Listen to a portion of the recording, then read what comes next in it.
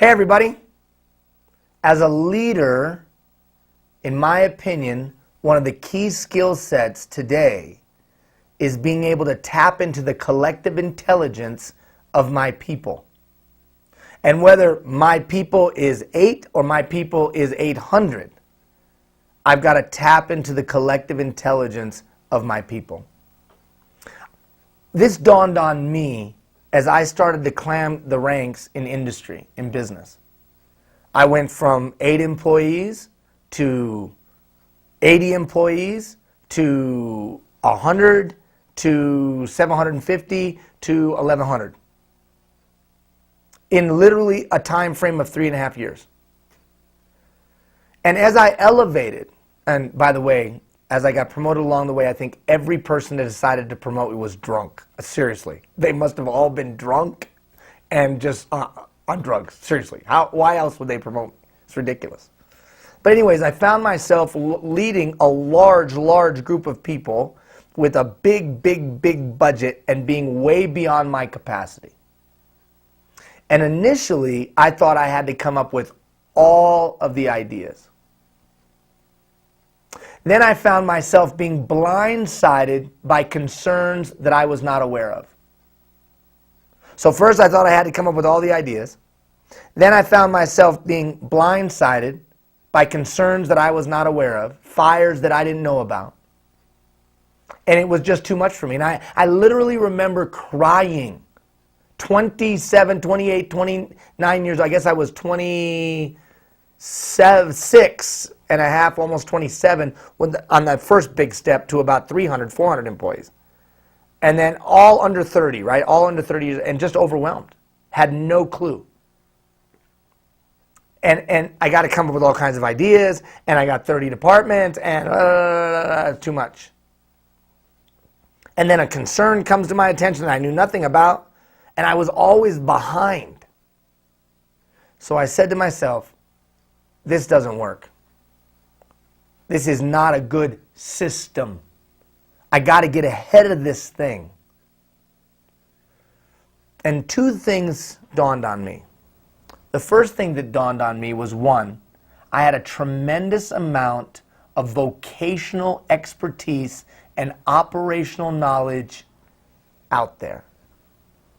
I got all these guys and gals that are old enough to be my dad, even my granddad, who've forgotten more about this thing than I'll ever know. Second, I got to figure out a way to tap into that. So 1, I got a whole bunch of people that know what the heck they're doing. 2, I got to figure out a way to capture that operational expertise and that vocational knowledge. That should be my drive. Instead of, I got to figure out all the problems on my own. Where that epiphany occurred, I don't know, but at some point crying in my house that I was going to get fired, it dawned on me. That instead of worrying about coming up with brilliant ideas myself, and instead of trying to root out every problem or issue myself, that flawed model wasn't going to work anymore. That from now on, all I was going to focus on was tapping into the collective intelligence of the people. Because the people knew the job, the people knew the work, the people had pride, the people cared. All I had to do was create a framework, a process, and a system to do the following. 1, identify ideas, thoughts, and concerns. 2, prioritize the ideas and thoughts. And the most important concerns. 3, after prioritizing, I had to have some way to take the best, come up with plans and processes, and then implement. And then ensure the best came to fruition. That was it. That's what I needed to focus my time on. Not coming up with brilliant ideas myself. Because I didn't have any brilliant ideas. And I couldn't be everywhere at all times. But I had to have my hand on the pulse. So I set out to build a system. To be able to effectively communicate. Be able to effectively communicate. And to me, that means I had to gather and identify thoughts, ideas, and concerns. Now, listening is a verb. Those of you that have taken the mindset that you have an open door policy, I would say that at minimum it's naive, that policy. At maximum, it's negligent. Whoa, those are pretty harsh words. Negligent and irresponsible to think that people are going to walk into the boss's open door. That ain't going to happen. Well, yes it is. I'm very approachable. Okay, maybe you are. But the majority of people are not walking in the open door with the contentious issue that really needs to be discussed. Or the thing that we really need to talk about. That's why I think the open door policy is flawed at best, negligent and irresponsible at worst. Instead, listening is a proactive exercise, tapping into the collective intelligence of others. Is a proactive exercise. So the system I'm about to unpack is proactive in its nature. It is intentional in its exercise. It has clearly defined outcomes. I want to gather thoughts, ideas, and identify concerns. I want to implement the best of the thoughts and ideas, and I want to rectify the concerns. So that we get ahead of the curve on this thing called our chosen vocation and our task and our mission. So as I sat down to create the process, the system, it first dawned on me that there was two aspects to this. There was an informal information gathering that needed to occur because that informal approach was more conducive to some of those stakeholders. And then there had to be a formal approach because that was more conducive to stakeholders. I also realized that I needed to give ways for people to formally communicate and anonymously communicate. Well, if it's anonymous, I don't want to hear it. If they can't put their name to it, What? If it's a seriously contentious issue that they perceive could have ramifications for them bringing it forward, then they don't want to put their name on it. And yet you need that information to be an effective leader. So put your ego aside. Just gather the information. So, formal and informal. You have the handout, right? You have the handout. Let's talk about the informal approach first. I had to have my hand on the pulse. So I had to identify people of influence in each stakeholder group that I interact with. People of influence, not people of prominence, but who are the people of influence in each one of those stakeholder groups? And what kind of a relationship did I have with them? Did I have a trusting relationship? Did I have an indifferent, lukewarm relationship? Or were they resistant to me? Who were the people of influence and what kind of a relationship did I have?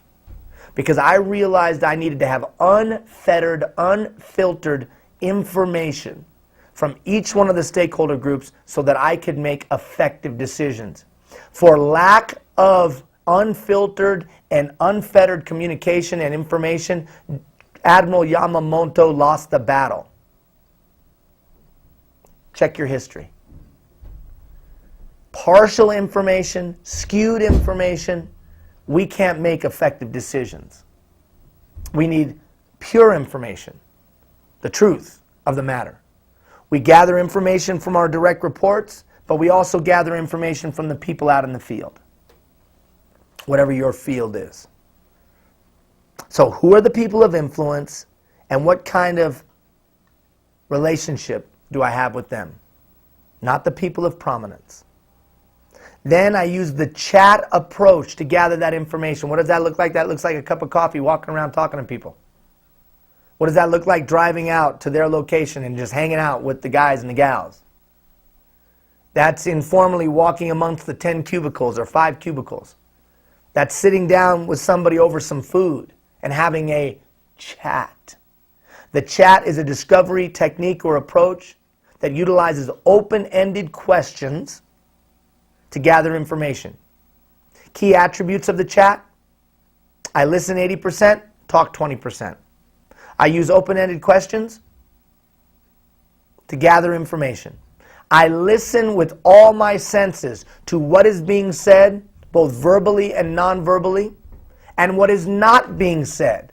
When I walk into a work area and nobody makes eye contact with me, guess what I know? Things aren't going well. I don't care what anybody says to me verbally. I can just look, no one's making eye contact or saying good morning to me. There is a challenge. Either a challenge that they don't like me as a boss, or there's some other challenge that no one wants to discuss.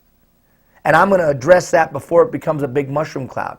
But I'm going to use the chat approach to do it. I'm not going to do this. How's everything going around here? Fine. And leave it at that, because fine means things suck. So instead, I'm using that chat. Open-ended questioning, listen 80%, talk 20. Use all my listening skills. Side note on listening, just remember this, that listening is the foundation of all communication, especially today. And we know for a fact, it is a researched fact, that most leaders are poor listeners. So we must listen. Now, hearing and listening, two different things. Hearing is about perceiving sound. Listening is about translating that sound into meaning. Now, to me, translating that sound can be this. Sound could be this. Sound could be this. Or sound could be what's not said. Listening is translating that into meaning. Are you listening? The chat is an effective way to listen. So informal communication, informal gathering of thoughts, ideas, and concerns helps us identify great ideas, helps us identify powerful thoughts, helps us identify small concerns before they become mushroom clouds. That's the informal. Who are the key players out there, key people of influence? What kind of a relationship do I have? And then I'm going to use the chat approach to go gather thoughts, ideas, and concerns. Informal. Now, let's go formal. Formal. I knew that I had to have two formal ways of gathering thoughts, ideas, and concerns. One, anonymous. Anonymous. So that I could tap into the collective intelligence of all. Now follow me here. If having to stand up in front of a group and share their concern was a barrier to them sharing their concern, I wanted to remove that barrier. Because all I cared about was tapping into the collective intelligence. Well, what happens when somebody puts something nasty in a suggestion box? It's a rumor. Watch. I'm not taking that as the gospel truth, because I'm also checking on the informal side. Right? So all of these conduits of gathering information that I'm articulating to you verify themselves. Anonymous, face-to-face, informal, the chat. They will all filter to one location in just a moment. But let's talk anonymous. What can be some anonymous conduits to gather our thoughts, ideas, and concerns? Suggestion boxes, electronic surveys, written surveys. Suggestion boxes get gum and cigarette butts placed in them and nasty notes because people perceive that they're useless. So how do we make sure that they're not useless? A couple of tips. One, there's always three answers. There's only three answers to every suggestion. Yes, no, not right now. Yes, no, not right now. So what are some key tips on these three? Always give an answer. Yes, no, not right now. Always give the answer in a prescribed time frame. These suggestion boxes get cleared out every 2 weeks, and they are responded to within 2 weeks of that. So every month they're responded to. And there's a response. Yes, no, not right now. Yes, no, not right now.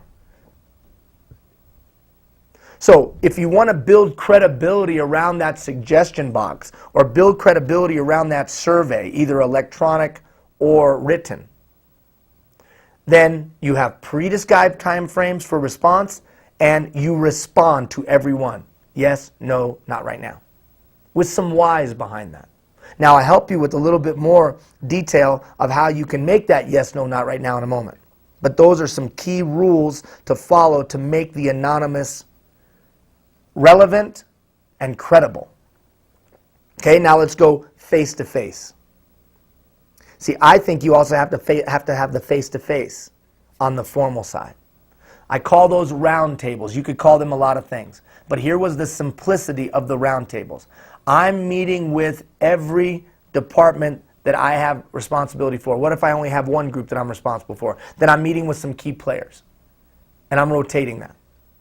Do you know that it's at one point, I literally, all I did was meet with employees. That's all I did. Seriously, that's all I did. Because if out of one of those meetings came a great idea that saved us $100,000, I fulfilled my mission. Or if I could identify a concern long before it turned into a mushroom cloud, then I mitigated the challenges that we might have in the long term. I needed to be with the people doing the work and actively communicating with them, gathering their thoughts, ideas, and identifying concerns.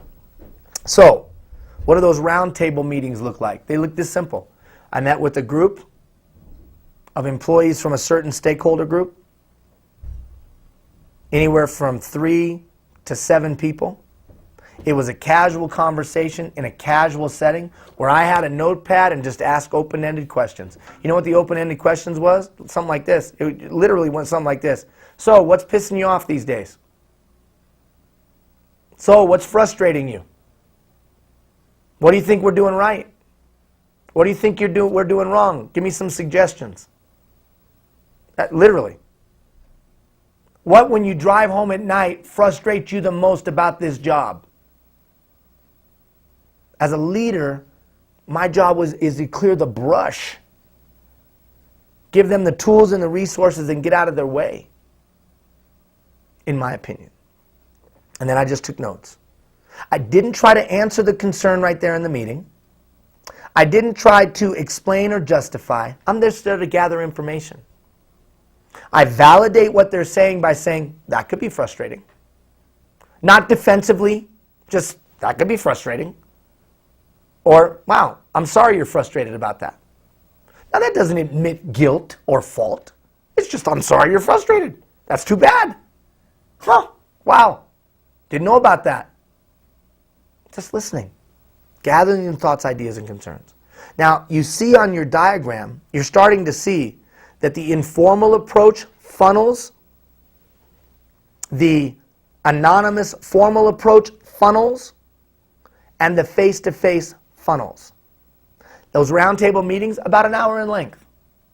Now, I might have cross-stakeholder meetings where I get a couple stakeholders from this group, couple stakeholders, and we sit down and we chat because they all work and are reliant on one another, each subgroup.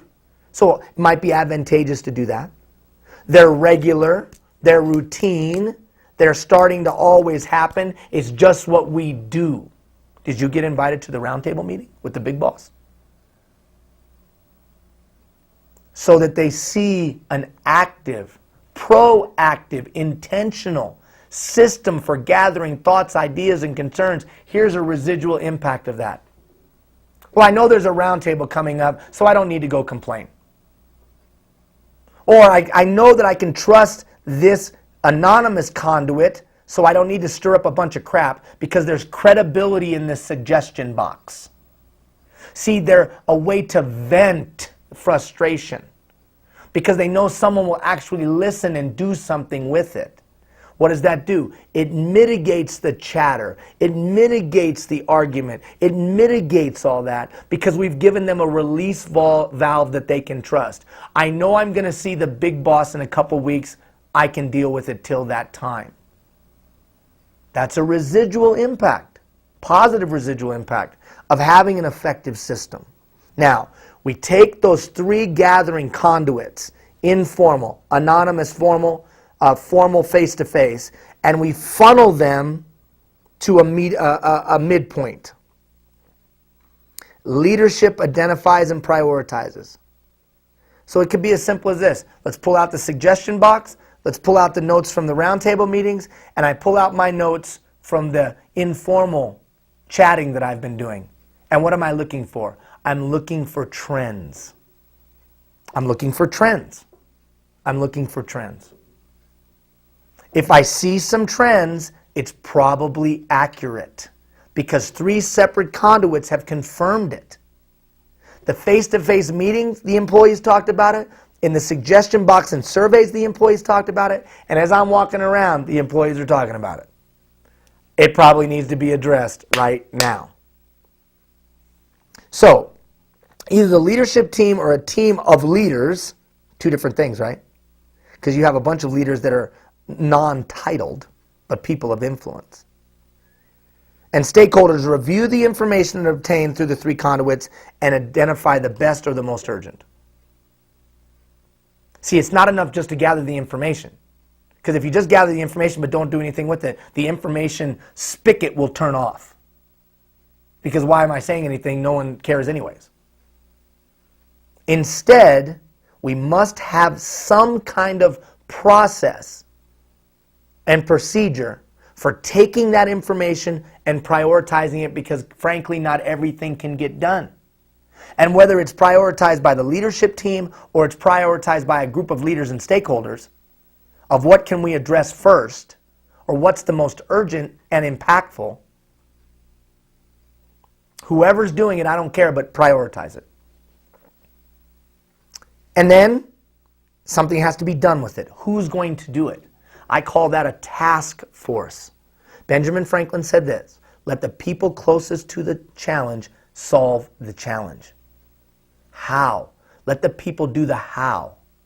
See, a lot of times we as leaders shy away from these kind of approaches because it just creates more work for us. But I would say we push it back to the stakeholders and say, if this is really an urgent thing for you, how many of you would help me solve it? Or we've got this great idea that's come forward. How many of you would be willing to help build an implementation plan for it? Task force. The task force is charged with taking those prioritized items, the best, the second best, and the third best, and coming up with a plan for implementation or coming up with the plan to solve the problem. How do I get anybody to participate? I do what I just said. Is there anybody who thinks that this is extremely urgent? We've gathered from our face-to-face meetings, from our suggestion boxes and surveys, and from me walking around, I find that everyone's talking about this and thinks it's important. Who would like to help solve it? Who would like to help come up with an implementation plan? And if it is as intense as I've just described, people will come forward because it's relevant to them. It's important to them. They would like to see it resolved or they would like to see it implemented. And then that task force takes the idea, the thought, or the concern, comes up with an implementation plan to recommend to leadership. And that's an important key here. They're going to recommend. And you know what happens sometimes? The recommendation is, leave it as it is. We've thought this thing all the way through, and the way we're doing it is as good as a way there is to do it at this time. Now think about the power of that. That a group of the stakeholders have said that the processes in place are as good as they're going to get at this time. See, either way you win. You win as a leader. You have empowered people, you have listened to people, and you've provided self-determination and self-reliance opportunities. Unfortunately, because of the amount of time that we have, all I can do is take some of these concepts and lay them at your feet. If you want to talk more about them, just send me an email. And we can get on the phone literally and talk this out. So then what happens? From that task force, positive change. From that task force, positive change. Now, here's what's interesting. Here's what's interesting. From that point, we can talk about an implementation process for change, right? That's that mastering the power of change, and many of us have talked about that. If you're watching this right now and you haven't talked about that, send me a note and I'll send you a link to talk about the implementation of change. That's it, that's simple. You send me a note, hey, what are you talking about? How do we implement it from there? Send me a note, I'll send you a link and you can watch that. This is a system for the identifying and gathering of thoughts, ideas, and concerns. In today's day and age, I must have a process for tapping into the collective intelligence of all my stakeholders to get the best of their human capital, their innovation, their creativity, their concerns, because they have operational and vocational insight and wisdom. They know more about their jobs than I might ever know. They've forgotten more about it than I know. And frankly, as a leader, I'm judged on someone else's performance, not on my own. So if you don't like this system, fine. Just have a proactive, holistic system for the gathering of thoughts, ideas, and concerns, the prioritizing of such, the development of the best of the ideas and thoughts and implementing, and the rectifying of the concerns. Don't like this? Fine. Do something else. Always email me. If you got some thoughts, if you want to talk it out more, happy to do so. If you need that link on the implementation or a process for change, send me a note and I'll be happy to send that to you. I hope this provokes some thought. Take care, everybody.